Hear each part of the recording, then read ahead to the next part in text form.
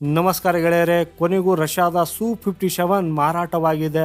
ಹೌದು, ರಷ್ಯಾವು ಸು-57 stealth fighter ವಿಮಾನದ ಮೊದಲ ಆರ್ಡರ್ ಅನ್ನ ಪಡೆದುಕೊಂಡಿದೆ. ಈ ಮಾಹಿತಿಯನ್ನ ಸರ್ಕಾರಿ ನ್ಯೂಸ್ ನೆಟ್ವರ್ಕ್ ನೀಡಿದೆ ಹಾಗೂ ನಾನು ನಿಮಗೆ ಅದನ್ನು ಆಮೇಲೆ ತೋರಿಸ್ತೇನೆ. ಆದರೆ ಈ ಸಮಯದಲ್ಲಿ ಇದು ರಷ್ಯಾಗೆ ಬಹಳ ದೊಡ್ಡ ಸುದ್ದಿಯಾಗಿದ್ದು, ಇದನ್ನು ನಂಬಿ ಗೆಳೆಯರೆ, ವ್ಲಾದಿಮಿರ್ ಪುಟಿನ್ಗೆ ಇದು ದೊಡ್ಡ ಪರಿಹಾರವಾಗಿದೆ.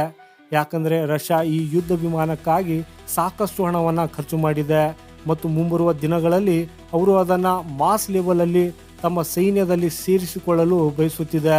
ಅಂದ್ರೆ ನೂರಾರು ಸಂಖ್ಯೆಯಲ್ಲಿ ಸು-57ಗಳನ್ನ ರಷ್ಯಾದ ಸೈನ್ಯದಲ್ಲಿ ಸೇರಿಸಿಕೊಳ್ಳಬೇಕು. ಇದು ವ್ಲಾದಿಮಿರ್ ಪುಟಿನ್ ಅವರ ಕನಸು ಕೂಡ ಆಗಿದ್ದು, ಈ ಸು-57 ಮಾರಾಟವಾದಾಗ ಮಾತ್ರ ಈ ಕನಸು ನನಸಾಗ್ತದೆ.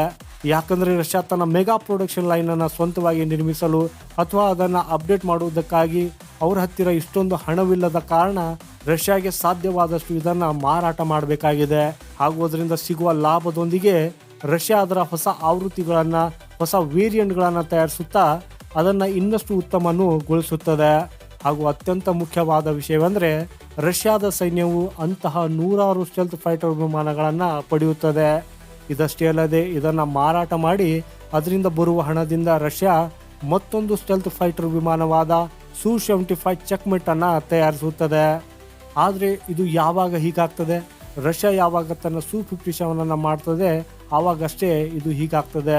ಕಳೆದ 5 ವರ್ಷಗಳಿಂದ ಈ ರೀತಿಯಲ್ಲಿ ಆಗ್ತಾ ಇದ್ದಿದ್ದಿಲ್ಲ. ಹೌದು, 2020ರಿಂದ ರಷ್ಯಾ ತನ್ನ ಸು-57 ಅನ್ನ ಖರೀದಿಸುವುದಕ್ಕೆ ಎಲ್ಲರನ್ನ ಸೆಳೆಯಲು ಪ್ರಯತ್ನಿಸುತ್ತಿದೆ. ಭಾರತಕ್ಕೂ ಕೂಡ ಅದು ದೊಡ್ಡ ಆಫರ್ ಅನ್ನ ನೀಡಿದೆ.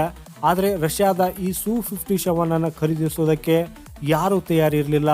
ಹಾಗೆ ನೋಡೋದಾದ್ರೆ ಅದರ ಎಂಜಿನ್ ತುಂಬಾ ಶಕ್ತಿಶಾಲಿಯಾಗಿದ್ದು ಅದರಲ್ಲಿ ಯಾವುದೇ ನ್ಯೂನ್ಯತೆ ಇಲ್ಲ.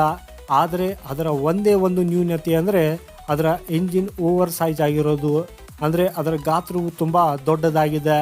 ಇದರಿಂದಾಗಿ ಸು-57 ಯುದ್ಧ ವಿಮಾನವು 100% ಸ್ಟೆಲ್ತ್ ಆಗಿ ಉಳಿಯೋದಕ್ಕೆ ಸಾಧ್ಯವಾಗಿಲ್ಲ.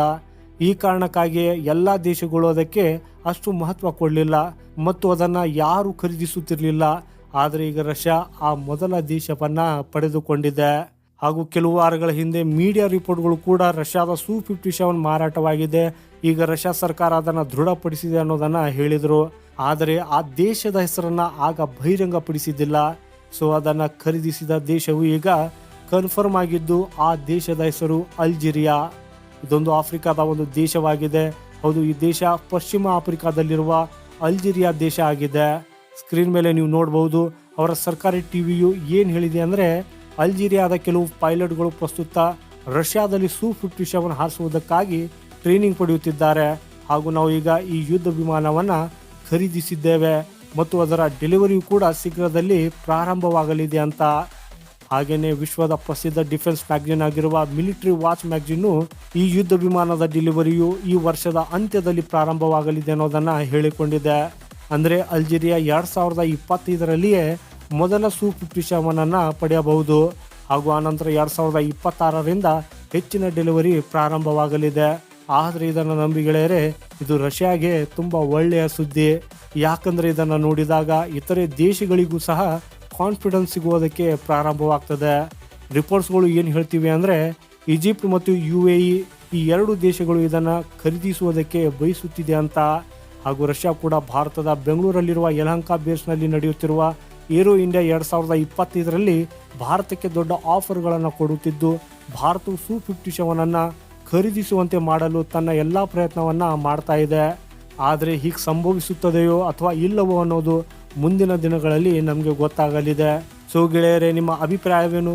ಭಾರತ ಸು-57 ಖರೀದಿಸಬೇಕೆ ಅಥವಾ ನಾವು ಸದ್ಯಕ್ಕೆ ಅದರಿಂದ ದೂರವಿರಬೇಕೆ? ನಿಮ್ಮ ಅಭಿಪ್ರಾಯ ಏನೇ ಇರಲಿ ಕಾಮೆಂಟ್ ಮಾಡುವ ಮೂಲಕ ನಮಗೆ ತಿಳಿಸಿ.